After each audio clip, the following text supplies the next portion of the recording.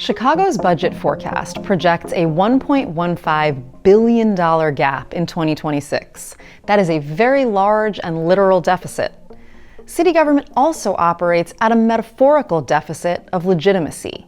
I'm talking about a decades-long arc of corruption in Chicago government that has given no one any reason to trust city government. Hello, I'm Deborah Witzberg, Inspector General for the City of Chicago, and I'm here to talk about delivering on reform in a budget deficit. During budget season and year-round, I want to ensure that the work of my office that touches on the city's budget is readily available and meaningfully accessible to those making decisions about city budgets and to all those who are impacted by those decisions. Through its work, OIG has identified budget-relevant issues that fall into three categories.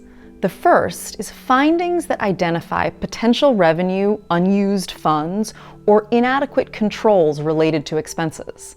For example, our 2019 audit of the Chicago Department of Transportation looked at the billing process of commercial property owners for driveways that use the public way.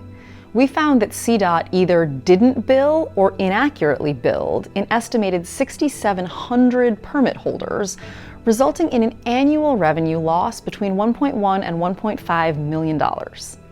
A second category of work with potential budget impact includes projects that assess or identify budget-dependent staffing, technology, or other needs.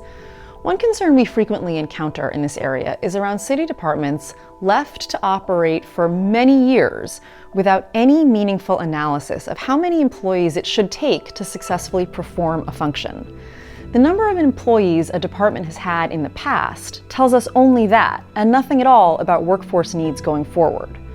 These challenges have profound implications for critical issues like assessing 911 response time or compliance with the city's video release policy for use of force incidents. Finally, audited departments may tell us that their ability to take corrective actions in response to recommendations made in an audit is limited by unmet budget needs, which may be unaddressed in past, present, or future budget cycles despite the acknowledged need. Sometimes these kinds of problems can languish for years, awaiting a budgetary solution. For example, in 2013 and again in 2021, OIG audited the Chicago Fire Department to assess its goals for fire and emergency medical services response times in alignment with state and national standards.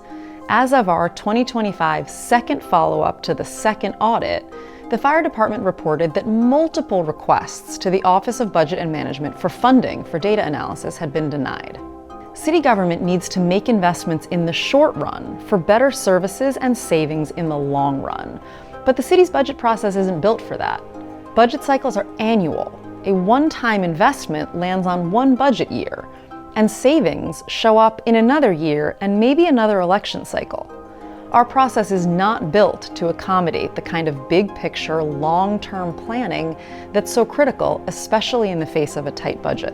As the city faces its budget challenges, we welcome a sharpened focus on the efficient delivery of city services and the responsible allocation of resources.